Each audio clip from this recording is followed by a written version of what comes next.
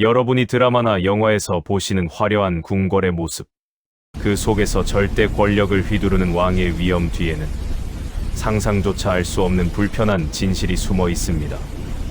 왕은 나라의 모든 것을 결정할 수 있는 존재였지만 정작 자신의 가장 사적인 영역마저 마음대로 할 수 없었다는 사실을 아시나요? 오늘은 조선 왕실의 가장 은밀하면서도 엄격했던 밤 문화, 그 충격적인 이야기 속으로 들어가 보겠습니다. 지금부터 펼쳐질 이야기는 여러분이 알고 있던 왕실의 모든 로맨스를 완전히 뒤집어 놓을 것입니다. 조선시대 왕이라는 존재를 떠올려 보세요. 수많은 신하들이 절을 올리고 한마디 명령의 나라 전체가 움직이는 절대 권력자의 이미지가 그려지실 겁니다. 왕은 하늘이 내린 자식이라 불리며 모든 것 위에 군림하는 존재였죠. 그런데 여러분, 이렇게 막강한 권력을 가진 왕에게도 자유롭게 할 수 없는 영역이 있었다는 사실이 믿어지시나요? 놀랍게도 그것은 바로 왕 자신의 침실이었습니다. 왕은 언제, 누구와, 어떻게 잠자리를 갖는지조차 스스로 결정할 수 없는 존재였어요. 여러분이 상상하는 왕의 침실은 어떤 모습인가요? 아마도 화려한 비단 이불과 황금빛 장식들, 그리고 은은한 촛불 아래서 사랑을 속삭이는 로맨틱한 공간을 떠올리실 겁니다. 드라마에서는 왕과 왕비가 서로를 향한 애틋한 마음을 나누는 감동적인 장면들이 자주 등장하죠. 하지만 실제 역사 속 왕의 침실은 그런 낭만적인 공간과는 거리가 멀었습니다. 오히려 그곳은 국가의 미래를 결정짓는 중요한 업무가 이루어지는 엄숙한 현장에 가까웠어요. 왕의 침실이 단순한 휴식 공간이 아니었던 이유는 명확합니다. 조선은 왕권을 중심으로 돌아가는 나라였고 왕위는 반드시 적통을 통해 계승되어야 했기 때문이죠. 왕의 자식, 특히 적자는 단순히 한 가정의 아이가 아니라 나라 전체의 미래를 책임질 후계자였습니다. 따라서 왕의 잠자리는 개인적인 사랑이나 욕망을 충족시키는 행위가 아니라 왕실의 대를 잇고 나라의 안정을 보장하기 위한 국가적 의무였던 셈이에요. 이런 중차대한 책임 때문에 왕의 침실에는 상상할 수 없을 만큼 많은 규칙과 절차가 존재했습니다. 더 놀라운 것은 왕 혼자만의 의지로는 이 모든 것을 진행할 수 없었다는 점입니다. 왕이 아무리 왕비나 후궁을 보고 싶어도 궁중의 여러 관리들과 상궁들의 허락 없이는 단 한 발짝도 침실로 들어갈 수 없었어요. 왕의 건강 상태, 날씨, 천문학적 조건, 심지어 국가의 기륭화복까지 모두 고려되어야 했죠.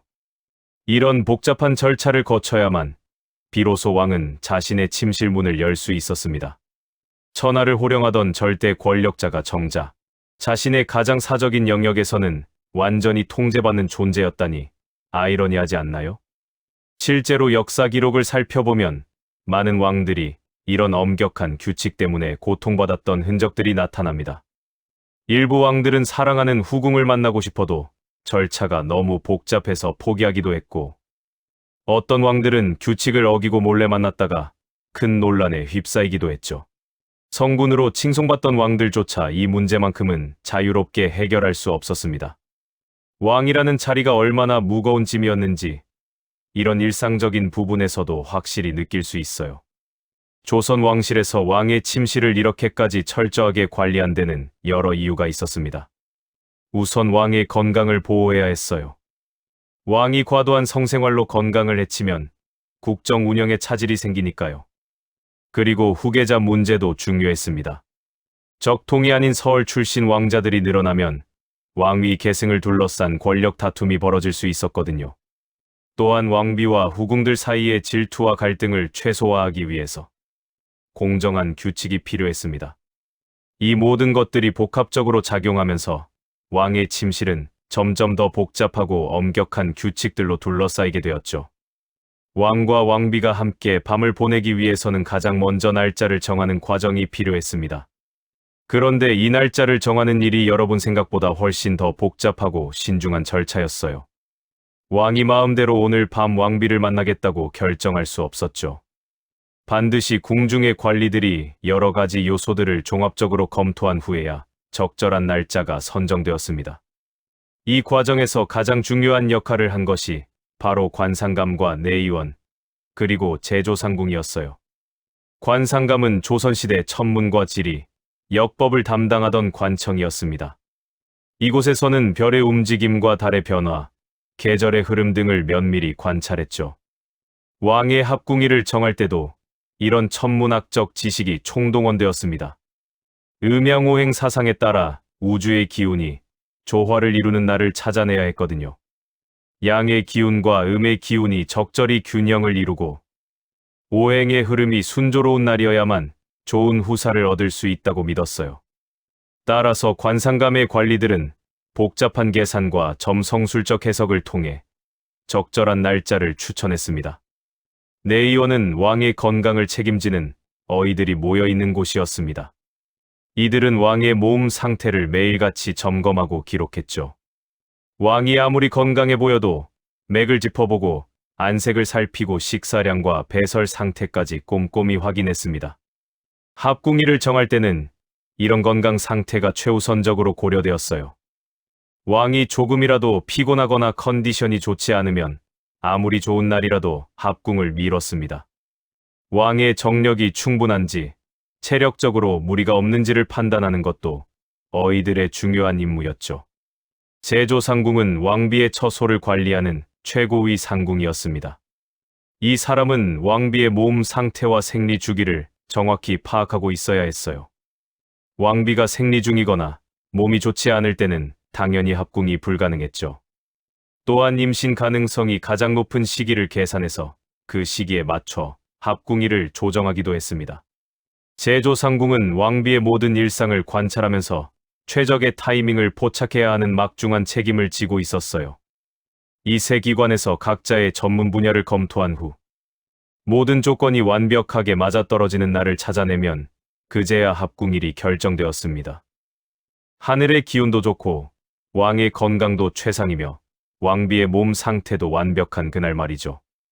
이런 모든 조건을 충족시키는 날을 찾는 것이 얼마나 어려웠을지 상상이 되시나요? 때로는 한 달에 겨우 서너 번 정도만 적합한 날이 나올 때도 있었다고 합니다. 더욱 까다로웠던 것은 금기일의 존재였습니다. 아무리 다른 조건들이 좋아도 절대 합궁을 해서는 안 되는 날들이 있었거든요.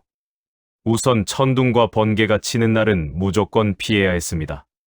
하늘이 노하고 있다는 신호로 여겨졌기 때문이에요.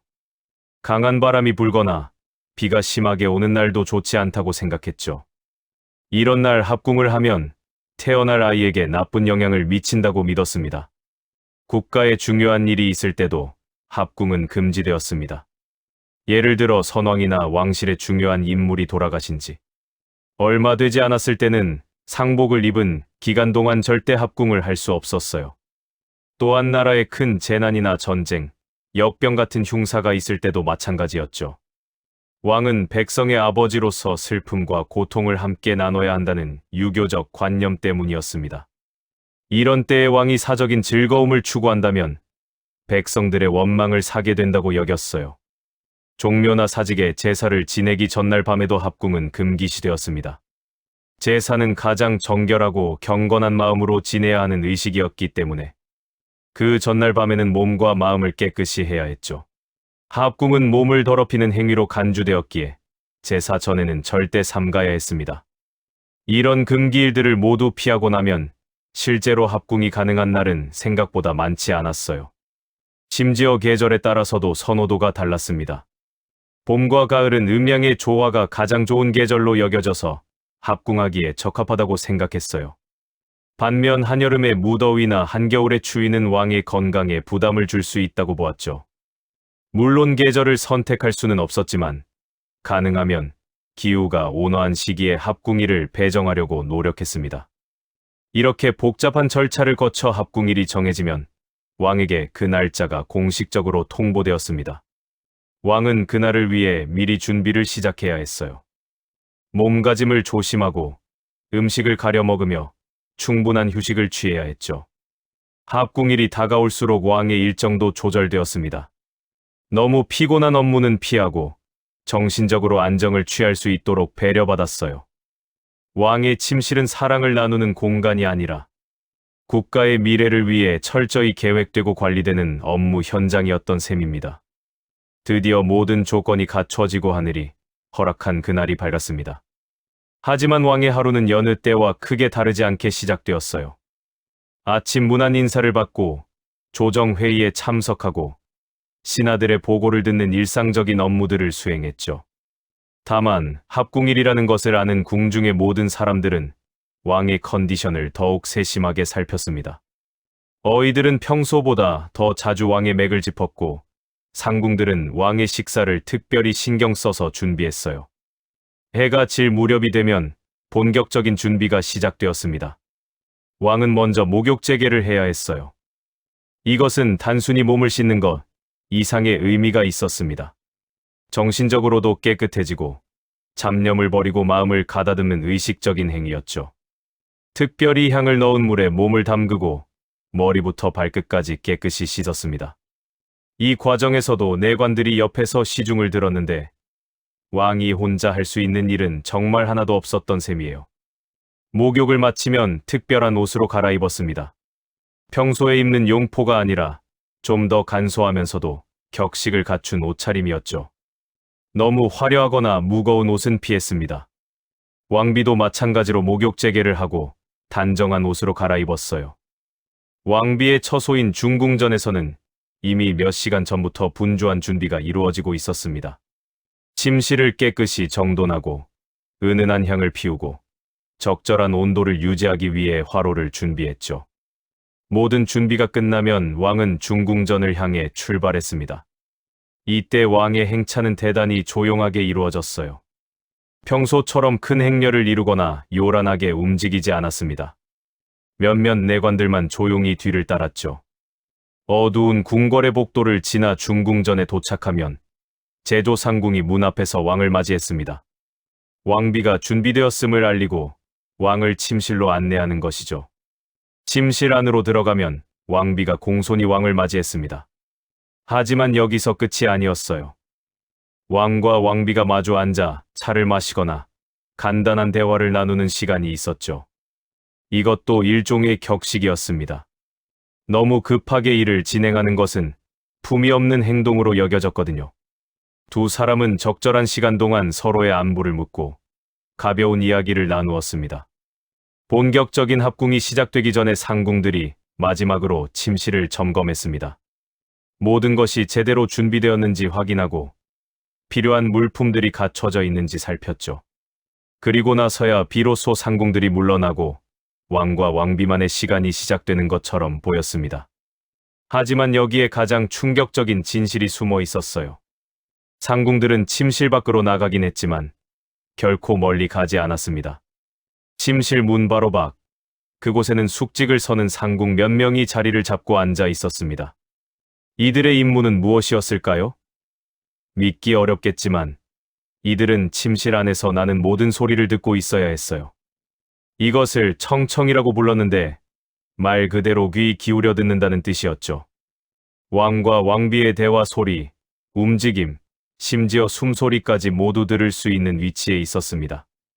왜 이런 일을 해야 했을까요? 가장 큰 이유는 왕의 건강을 보호하기 위해서였습니다. 왕이 지나치게 격렬하게 움직이거나 너무 오랜 시간 합궁을 하면 체력이 고갈될 수 있었거든요. 상궁들은 적절한 시간이 지났다고 판단되면 문 밖에서 조심스럽게 목소리를 냈습니다. 전하, 이제 그만하시옵소서라고 말하면서 왕에게 절제할 것을 권했어요. 처음 들으면 정말 황당하고 민망한 일이지만 이것이 엄연한 궁중의 규칙이었습니다. 또 다른 이유는 혹시 모를 사고에 대비하기 위해서였어요. 만약 침실 안에서 왕이나 왕비에게 갑작스러운 일이 생기면 즉시 대응해야 했죠. 왕이 갑자기 몸이 안 좋아진다거나 왕비가 어떤 문제가 생긴다거나 하는 상황에 빠르게 도움을 줄 수 있어야 했습니다. 따라서 상궁들은 한시도 자리를 뜰 수 없었고 귀를 기울이고 있어야 했어요. 왕의 입장에서 생각해보면 얼마나 불편하고 부담스러운 상황이었을까요? 가장 사적이고 은밀해야 할 순간에 문 바로 밖에서 누군가가 모든 것을 듣고 있다는 사실 말이에요. 아무리 왕이라고 해도, 아니 오히려 왕이기 때문에 더욱 긴장되고 부담스러웠을 겁니다. 자연스럽게 행동하기가 어려웠을 테고 항상 품위를 지켜야 한다는 압박감도 있었겠죠. 왕비의 심정은 또 어땠을까요? 왕비 역시 여러 상궁들이 문 밖에서 듣고 있다는 것을 알고 있었습니다. 그 상황에서 자연스러운 반응을 보이기란 쉽지 않았을 거예요. 모든 소리, 모든 말 한마디가 나중에 궁중의 소문이 될 수도 있었으니까요. 그래서 왕과 왕비는 침실 안에서도 극도로 조심스럽게 행동해야 했습니다. 합궁이 끝나면 상궁들은 다시 침실 안으로 들어왔습니다. 왕과 왕비가 옷을 정돈하고 마무리 절차를 돕는 것이죠. 이때 제조상궁은 합궁이 제대로 이루어졌는지 확인하는 역할도 했어요. 침구의 상태를 살피고 필요한 경우 특정한 증거물을 보관하기도 했습니다. 이것은 나중에 임신 여부를 확인하거나 후계자의 정통성을 증명하는 데 사용될 수 있었거든요. 왕은 합궁을 마친 후 자신의 처소로 돌아갔습니다. 이때도 조용히 은밀하게 이동했죠. 왕이 떠나고 나면 상궁들은 침실을 다시 정리하고 모든 것을 원래대로 돌려놓았습니다. 그리고 이날의 모든 일들이 빠짐없이 기록되었어요.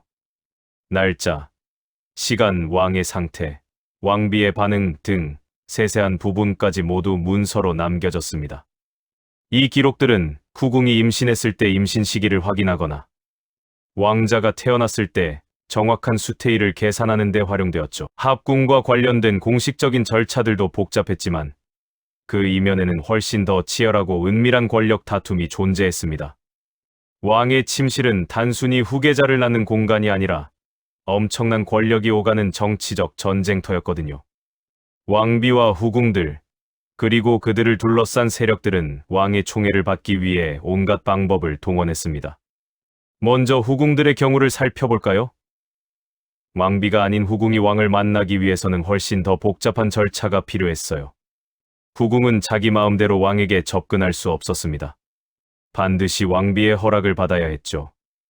이것을 증명하기 위해 왕비의 도장이 찍힌 특별한 문서, 즉 녹패라는 것을 받아야 했어요. 이 녹패 없이는 후궁이 아무리 왕의 총애를 받더라도 왕의 처소에 갈 수 없었습니다. 왕비가 녹패를 발급하는 것도 쉬운 일이 아니었습니다. 왕비는 자신의 지위를 위협할 수 있는 후궁들에게 쉽게 허락을 내주지 않았거든요. 특히 총명하고 아름다운 후궁이 왕의 마음을 사로잡으면 왕비의 입장에서는 큰 위협이었죠. 따라서 왕비는 녹패 발급을 최대한 지연시키거나 조건을 까다롭게 만들어서 후궁의 접근을 막으려 했습니다. 이런 과정에서 왕비와 후궁 사이에 보이지 않는 신경전이 벌어졌어요. 후궁들도 가만히 있지는 않았습니다. 왕비를 통하지 않고 왕에게 접근하는 방법을 찾으려 했죠. 가장 흔한 방법은 왕이 일상적으로 지나다니는 길목에서 우연을 가장에 마주치는 것이었어요. 정원을 거닐다가 마주친 것처럼 보이거나 특정 전각 근처에서 왕의 관심을 끌려고 노력했습니다. 노래를 부르거나 악기를 연주해서 왕의 발걸음을 멈추게 하는 후궁도 있었죠. 더 적극적인 후궁들은 주술이나 미신적인 방법까지 동원했습니다.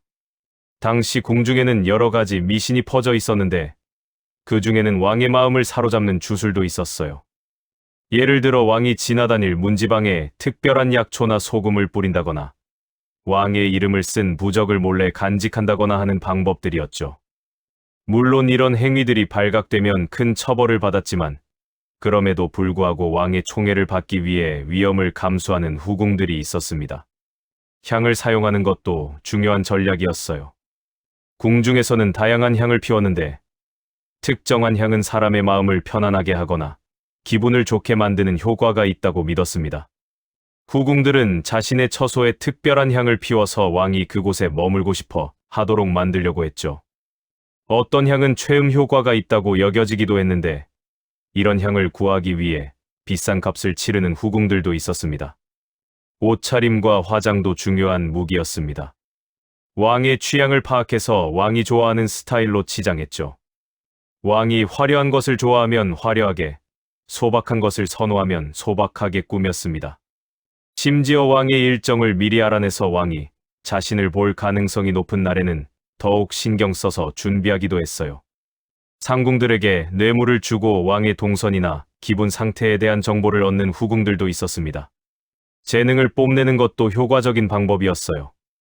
시를 잘 짓거나 그림을 잘 그리거나 글씨를 잘 쓰는 후궁은 왕의 지적 호기심을 자극할 수 있었죠.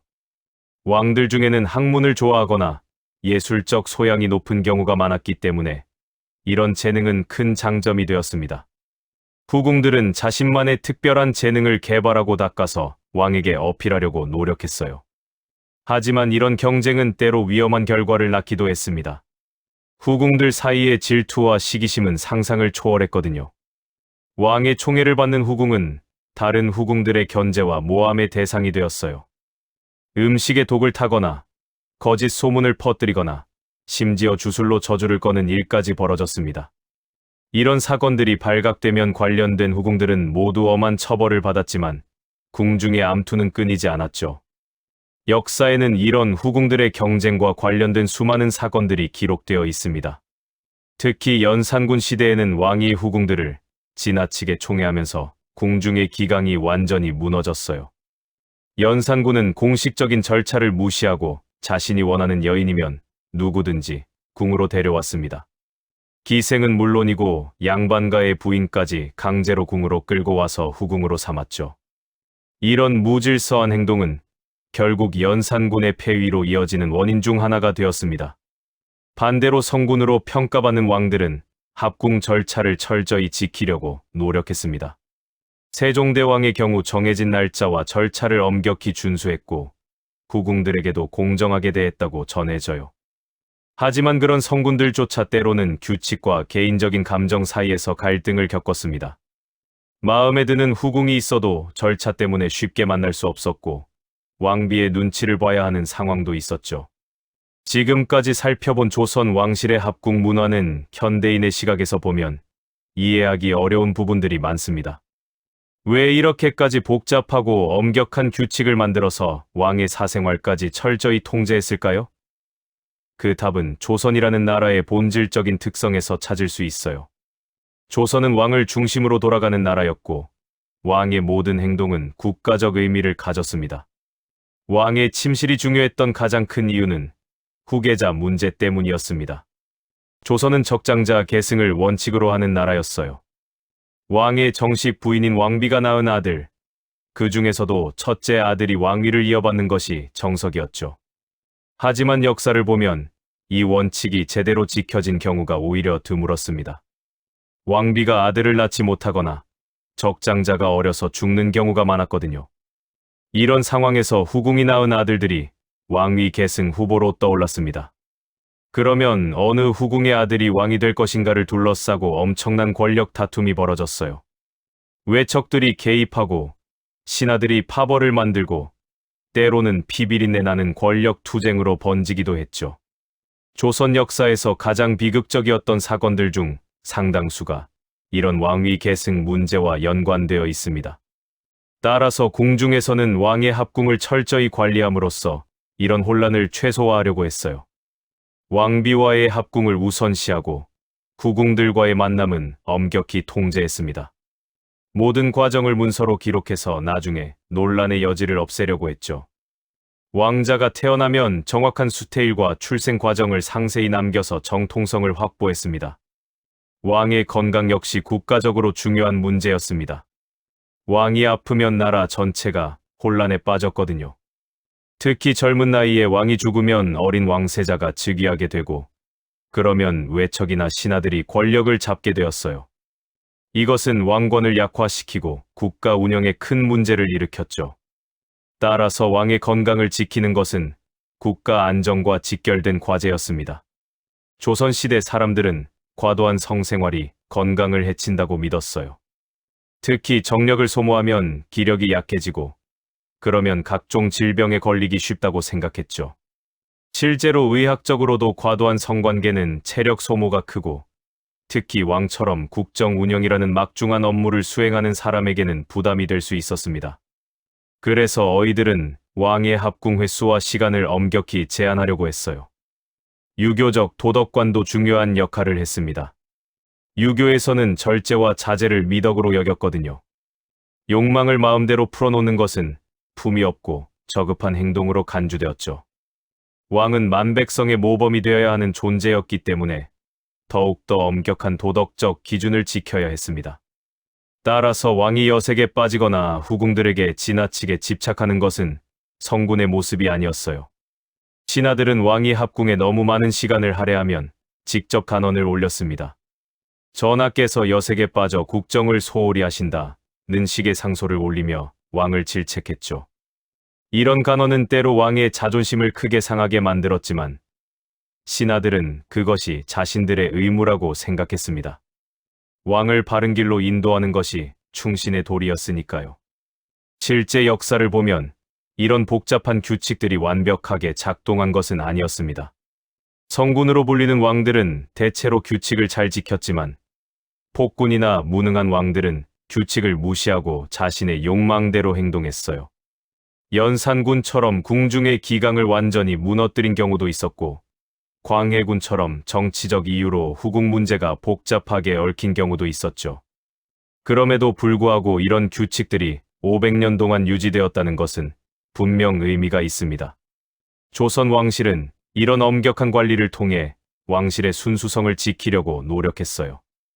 왕자가 태어나면 그 정통성을 의심받지 않도록 모든 과정을 투명하게 기록했고 왕의 건강을 보호하기 위해 최선을 다했습니다. 이것은 개인의 자유를 희생하더라도 국가의 안정을 우선시하는 유교적 가치관의 표현이었죠. 현대인의 시각에서 보면 이런 문화는 비인간적이고 억압적으로 느껴집니다. 왕이라는 사람도 결국 한 인간인데 가장 사적인 영역까지 통제받아야 했다니 안타까운 일이에요. 사랑하는 사람과 자유롭게 시간을 보낼 수 없고 모든 순간이 규칙과 절차로 가득 차 있었으니 얼마나 답답했을까요? 왕이라는 자리가 겉으로는 화려해 보여도 실제로는 무거운 짐이었다는 것을 이런 부분에서 확실히 알 수 있습니다. 하지만 당시 사람들의 관점에서는 이것이 당연한 일이었습니다. 왕은 개인이 아니라 국가 그 자체였고 왕의 모든 행동은 백성들에게 영향을 미쳤거든요.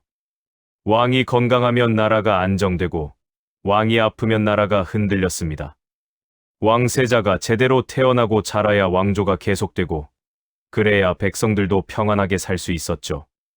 이런 맥락에서 보면 왕의 침실을 관리하는 것은 국가 운영의 필수적인 부분이었던 셈입니다. 오늘날 우리가 이런 역사를 돌아보면서 느끼는 것은 권력이라는 것이 얼마나 복잡하고 무거운 것인가 하는 점입니다. 최고의 권력자인 왕도 자유롭지 못했고 오히려 권력이 클수록 더 많은 제약과 책임을 져야 했어요. 화려한 궁궐과 절대 권력 뒤에는 개인의 희생과 고독이 숨어 있었던 것이죠. 조선의 왕들은 이런 무거운 짐을 지고 500년이라는 긴 시간 동안 나라를 다스렸습니다. 때로는 성공적으로, 때로는 실패하면서 말이에요.